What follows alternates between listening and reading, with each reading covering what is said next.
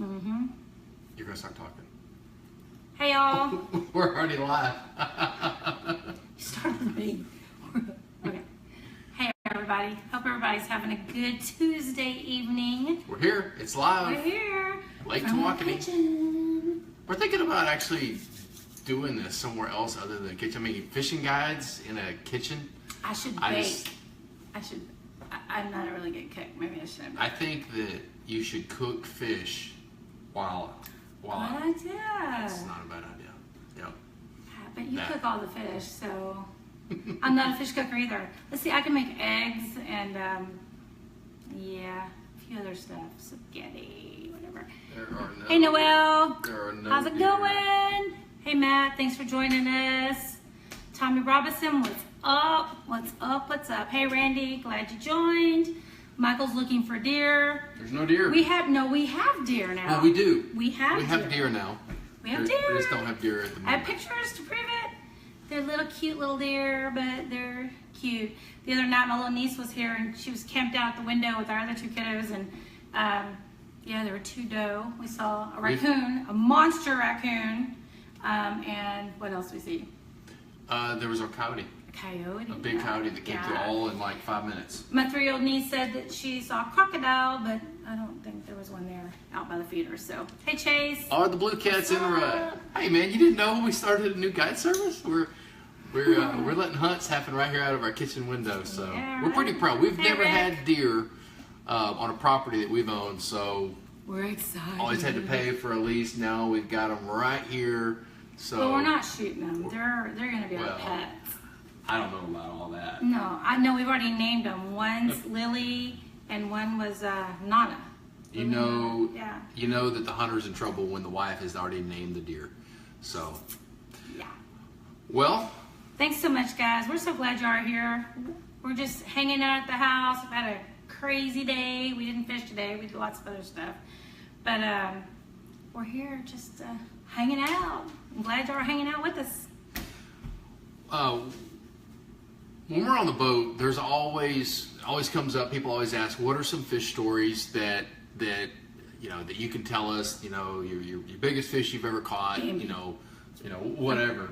So, did you hear somebody say that Bambi? Yeah, Noel, Bambi. And probably one of the coolest fish stories that I can think of that I always tell, and there's probably people that are watching right now that probably have heard this story, but probably 5 years ago or so. 5 years ago, on my birthday, which my birthday is Halloween, which is coming up. Baby. I will be 41 years old. But probably when I was about my 36th or 37th birthday, she came a couple days before, and it was actually I think the day before. You came and you asked me what do you want for your birthday? Yep, and I didn't ask for any new electronics for the boat, although I probably thought about them. I didn't ask for a new rifle. I didn't ask for anything. This is what I wanted. I wanted a new personal best blue catfish. And I think at the time, my personal best blue catfish was probably about 60 pounds. Well, he's going to tell you that story. Okay, go ahead. Because Randy says, what's the biggest blue cat? But go ahead. So here was the problem. The problem was it was October 31st, which generally we're not catching real big blues that time of the year. But I wanted Miss Teri here to be my fishing guide and take me out on a... And I was like, October, babe, really? Well, really November 1st, October 31st. Yeah, but it was early. But So I put the pressure on her and I said, I want my personal best, blue catfish. I see Rick. Tell him about Chris's first. That was a good story too. We'll do that one too. Next week. We won't have time today. But. And anyway, so I convinced her to take me out, and I'll give you guys the quick version real quick. We went out, and I'm not kidding you. I literally treated it like a guide trip. I sat in the back of the boat. I didn't pick up a rod. I did my deal. I didn't cut bait. I don't even know. I think you went caught bait. I don't even remember how. Anyways, within 45 minutes of the trip, we had a 41 on, which, when we were anchored up at the time, it was Halloween day. I remember it was really pretty outside. I was in a light windbreaker to start the morning. I was in shorts underneath, and I had on like light wind pants. Yeah, bibs on. It was probably 50, 60 degrees. Yeah. 41 pounder right out of the gate. And actually, I remember telling you, I'm happy. I didn't get my personal best, but oh my gosh, I was not expecting that. I was excited. 5 minutes. 5 minutes later, the front left rod literally just smashed down. Yeah. And I remember it taking drag out of the reel, similar to something like a shark would do in the Gulf of Mexico. It was crazy. Yeah. I had a hard time getting the rod out of the rod holder, which we used to be Ready rod holders. Yeah. Great rod holders. And he was freaked out on this. 15 minutes later, about 15 minutes, because we have all this on GoPro, I landed an 82-pound blue catfish that my wife put me on. So I have to give credit where credit is due. At that point, that was the biggest blue catfish that had come. That was fun. On our boat. And we have it all on video. So I'll put the link in the comments later. And y'all can see it. It's crazy video. It's a good video. Yeah. And that year was the year 2014. Yeah. That was the year. So it's been 3 or 4 years. That was the year that the lake record was caught twice. It was caught on Valentine's Day by the couple up in Arkansas, and then the very next day it was broke by Jody Jenkins from Wichita Falls with an 87.5. So it was really cool. A lot of good stuff. So. We have so many fishing stories, and we share them on the boat. We'll share. I got this one fishing story, but I can't tell you guys. But everybody that's probably fished with me knows about it. But you can't have fishing stories if you don't get out on the water and make them. So. Right. All right. Okay, so hey, we're gonna do the drawing really quick. You guys, last week that you guys watched our live feed, I told you if you shared and made a comment on our feed that we would do a drawing. So you see, I've got all the names in here. Yes, Tawakoni's amazing fishery. Hey, you want to draw, babe? He's looking for deer here. Sorry. Okay, so we're gonna draw a name, and then we're gonna mail you a Tawakoni hat. So. Tawakoni Guide Service hat. Yeah. And hey, and we're getting ready to put in the order coming up for our hats and shirts. So, all right. Yes, I do think the record's going to get broken. So as you see, there are tons of names in here. These are all for those who I'm so gunning for the commented. junior record. I want to get a kiddo on the All right, junior shake it record. up for me a little bit. Shake it up. All right, here we go. New Tawakoni Guide Service hat. And here is... I don't read. You read it all. Okay, I'll show y'all. Well, I have horrible writing. Oh, Dusty Billings. Dude, Dusty. Dusty Billings. I don't know if he's on here right now, but Dusty. This is... Hey, Gracie. Yeah, we love the house. We love the house, so yeah. Congratulations, Dusty. We'll get you a Tawakoni Guide Service hat out, mailed out tomorrow. I'll send you a text and get your mailing address, and we'll send it out to you. So cool. So all right, so let's talk about what's transition. Talk about on the lake, what's happening, which is probably why you guys are watching at Lake Tawakoni. It's been a different week this week. This week, the hurricane from the east has moved on. It's flushed in high pressure, and the south winds are wrapped around. And when you know it, as you could tell today when you walked out, the humidity's here. The south winds are kicking. So hot. And yep, the fish are doing something different. Can you imagine that? I'm so ready for winter. But yeah. Fall's Friday though. Yeah, but I don't think it's going to get here for a little while longer. No. The fish don't know it. The fish still think that summer's still around. Lake temperatures are somewhere around the 75 to 77 degree mark, depending on where you go, how shallow you are.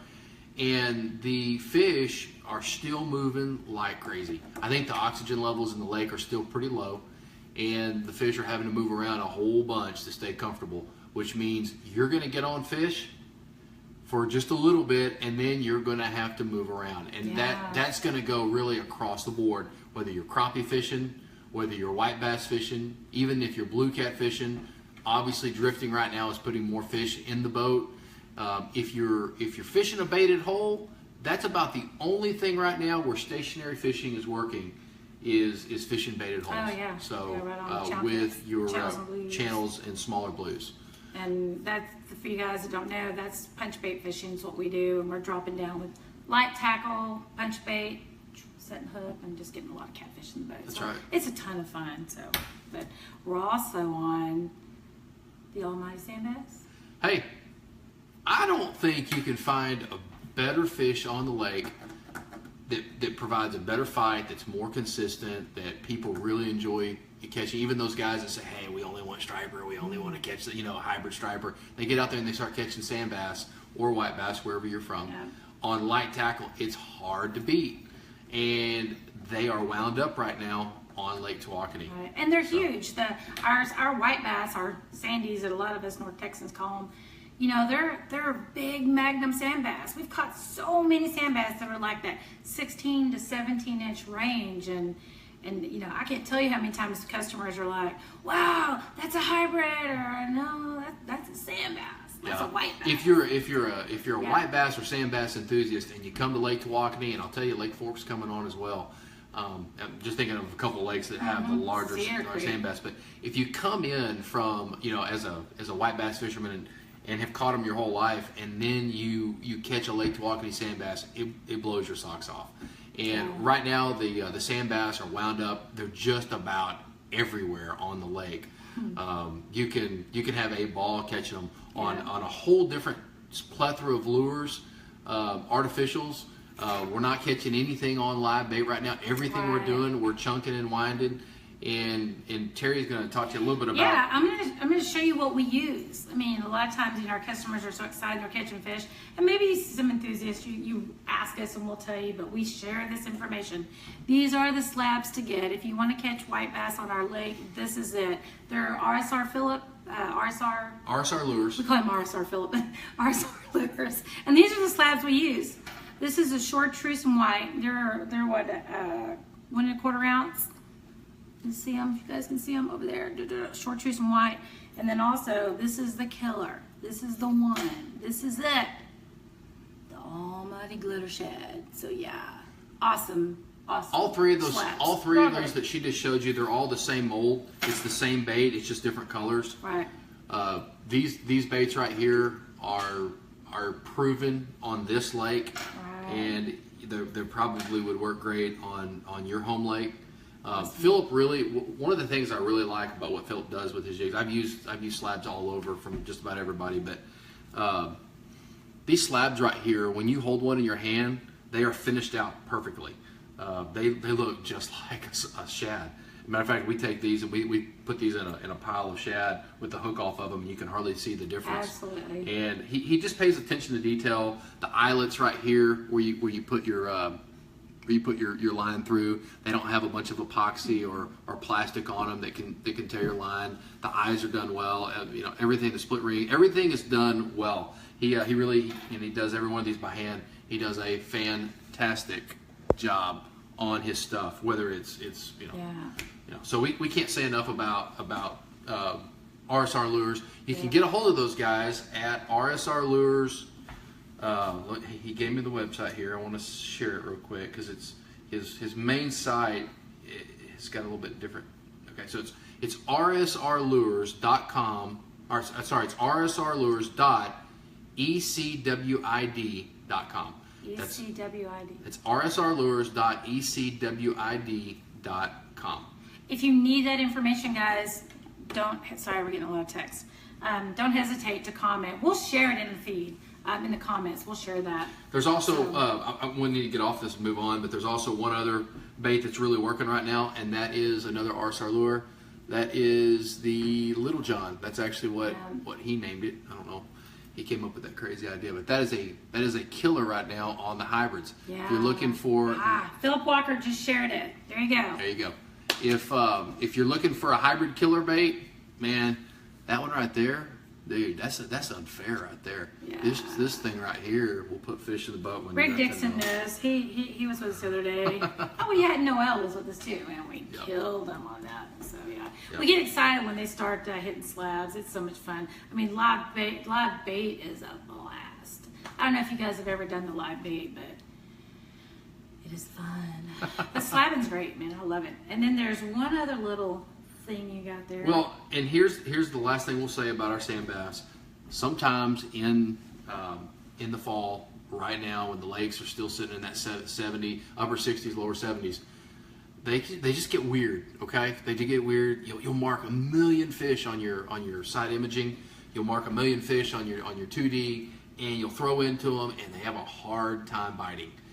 There's a couple things you can do. Probably the most fun is grab your crappie rod, okay, with your 6-pound test line, and come in here with a little crappie jig. That's an 1/8 ounce. That's what you want to use. You want to use an 1/8 ounce head right there, okay.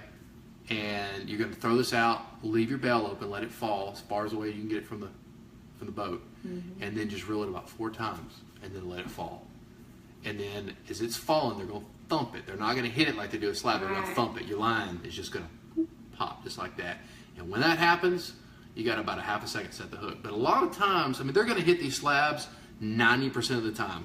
But in that 10% time, when they just won't hit it, and you know the fish are there because they're there, you see them, and they're not hitting them, come in here with this little guy right here and watch what happens. It'll blow your mind. It's so much fun. So it's like catching a big striper. So it's like yeah, because you're on 6-pound test, you're on an ultralight. So ultralight tackle, right? Absolutely. So yeah. We had some folks that sent us some questions today. Oh yeah. On Facebook. Yeah, you'll have to on your phone. Let's go into I wrote them some down of these. last week, but I didn't do that this week. We were All right. a lot going on today. You wanted to answer some of these. No, I'll answer one. It doesn't matter. You could probably do your answer them all. So. Go down, babe. It's right there. On there. All right, here you go. Okay. All right. Right here. Let me see. I'll just pick one. Justin Seeley says, "Is there a certain speed you try to maintain while drifting for trophy catfish in the wintertime? And if so, how do you slow the boat down?"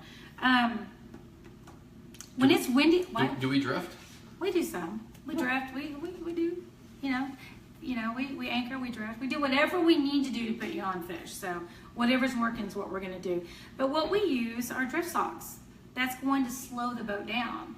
And the speed that I like is typically like 0.5, 0.8. So that's the speed that I like to go on my boat. I think that's comfortable. But it just depends on how windy it is and all that kind of good stuff. So there's been times that I've wanted to drift without wind, and I'll use my trolling motor to drift. You mean you use your electric wind? My electric wind. Your electric wind? Yeah. That sounds like a band from the 80s. I mean, you want to cover a lot of water, so we're going to do whatever we got to do to put you guys on fish. So, but yeah, so we use drift socks. You can pick them up anywhere. And 0.5, 0.8, that's what I like to use. Yep, that's the perfect. Justin, that's going to be your perfect speed, 0.5 to 0.8. And there's times you can achieve that speed without drift socks. So if you've got a nice 5 to 8 mile an hour wind, there's no sense of putting a drift sock out. Absolutely. So you can go too slow, So here's a good question. Rich says, "What do you do? What is the proper thing to do if a game warden pulls up to your boat?" This happens to us. I'm going to answer that. Yeah, go ahead. Okay, so first of all, every time you get on the water, you need to anticipate that the game warden is going to be visiting you. Yeah. So Tawakoni, you don't see that real often, but we actually have some game wardens that are on our Facebook. Hey, Christy. The guys that patrol Tawakoni they're good guys. They really are. Oh yeah. What do you do if a game warden approaches your boat? First of all, you need to make one side of the boat. He'll let you know what side he's going to come up on. You need to make that side ready. Okay, you need to move any rod and reels or anything you got on that side, move them off, because he's going to come in. The only way he can really do what he's going to do is to get right up next to your boat. I have seen where game wardens will give you a little buffer space, 2 to 3 foot, and then they'll ask you to just kind of hold up your fishing licenses, ask you if you have any fish. Rarely do they board your boat, but they will. Yeah. So you just want to maintain a really good attitude. You want to welcome them to your boat. You don't want to pulled over by a police officer. Same thing. You give them a real laid-back atmosphere, they're going to give you a laid-back atmosphere. You take a real serious approach to them coming up to your boat, they're going to give you a serious approach to your boat. That's so true. But here's one thing I will say. It's not always calm on the lake. There's lots of times that there are waves on the lake. The game wardens still have to do their job. They still have to come up to your boat. A lot of times when that's happening, your boat's moving at a different speed that theirs is moving. So they will come up and they will tie up or come up to your boat. They won't normally tie, but they will grab the side of your boat. When this happens, the two boats they kind of hit each other.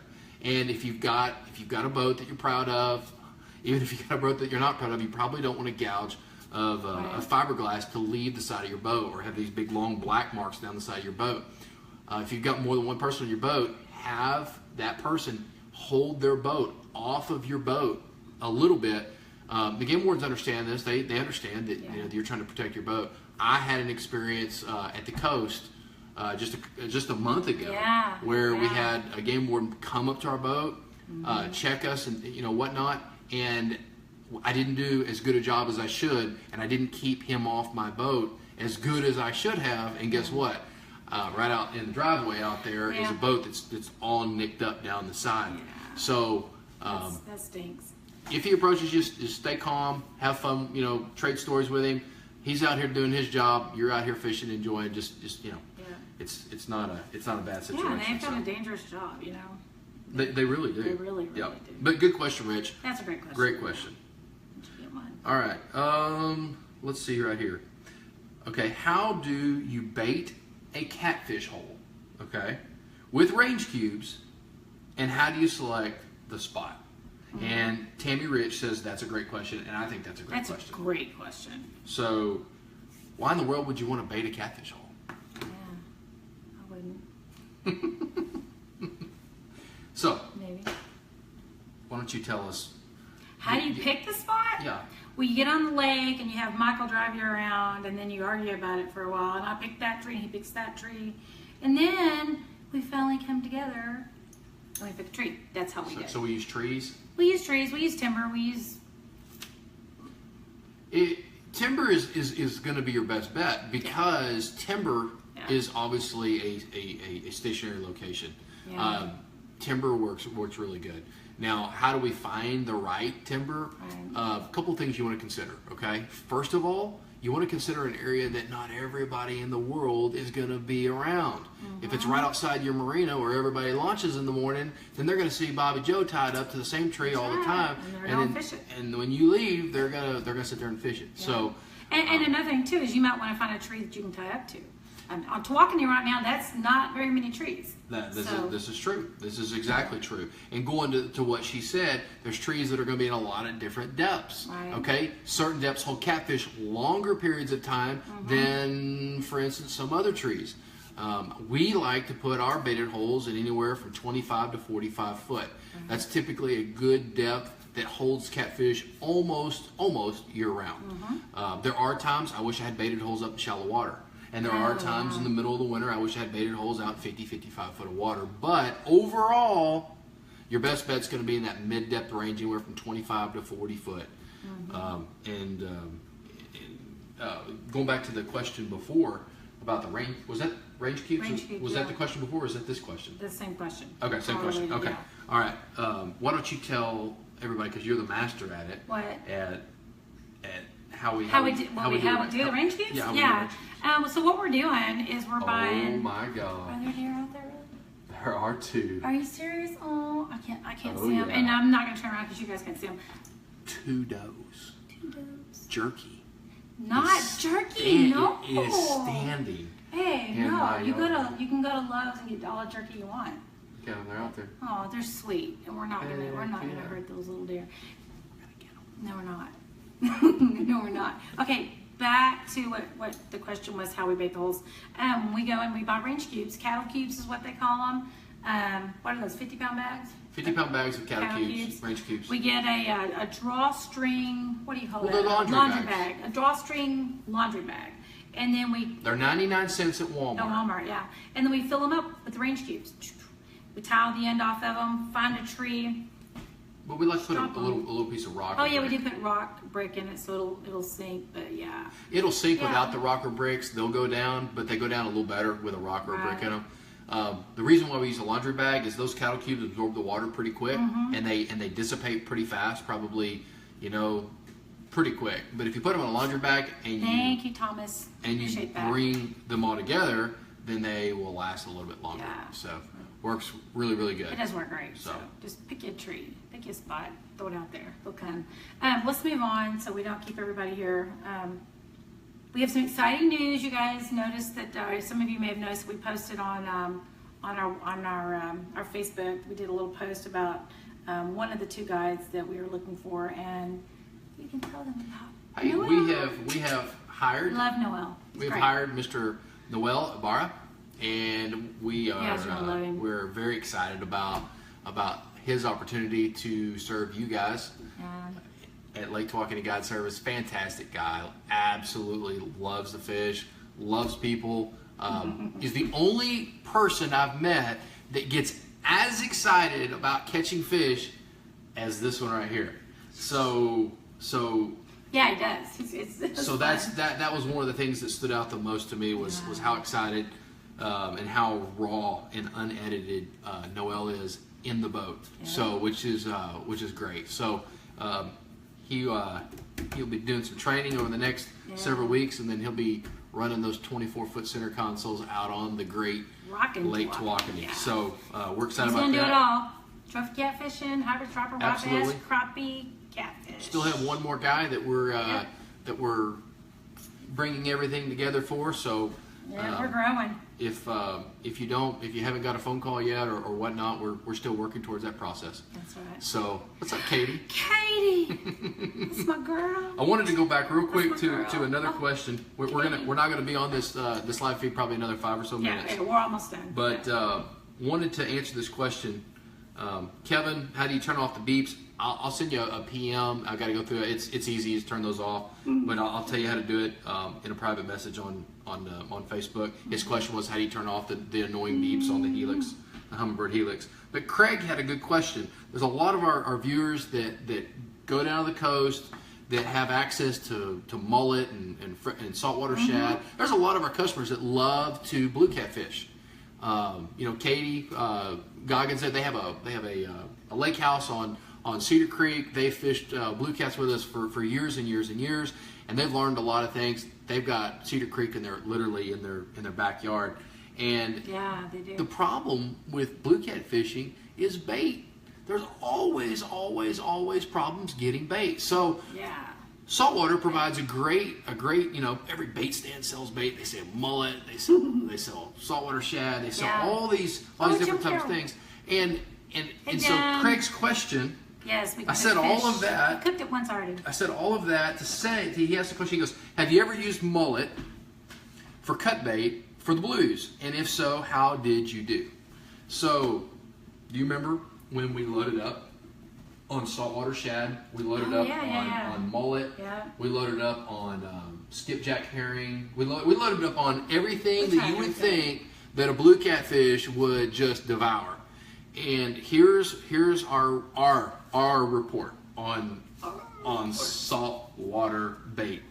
It sucks. Yeah, it sucks. It works. It sucks. I was so excited. I had a big old bag of saltwater shad, and I was like, I'm gonna go smoke them. I'm gonna smoke the fish. Hey, what's up, Adrian? We brought back some of the very best, freshest shad and mullet during the right time of the year to use on the lake. Spit it out. They didn't like it. We even cut some up, threw it out, and the seagulls wouldn't even eat it. It was salty. They didn't like it. So, I don't know. Here's the deal. Yeah. Stick with your freshwater. I like salt on margaritas, so I didn't like salt on shad. Stick with your freshwater bait, even your chicken breast. Soaked in vanilla. I think the blue cats. I think they like it a little bit better. They do. So, all right. Fresh bait's king. Fresh cut shad. Tammy, is the best. You asked a question about the difference in species on the sonar. She wanted to know she's got a 2D sonar and a down imaging unit, and she wanted to know if she could tell the difference between species on her sonar. And that's a good question. Here is the quickest and best answer I can give you. You will have a very difficult time with outside imaging on determining the actual species of fish you're looking at on 2D sonar.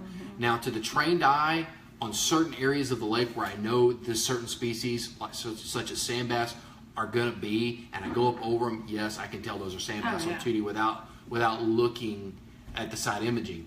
But when you are not spending a lot of time on the water and you're relying on your down imaging or your 2D sonar to determine species, you're going to struggle.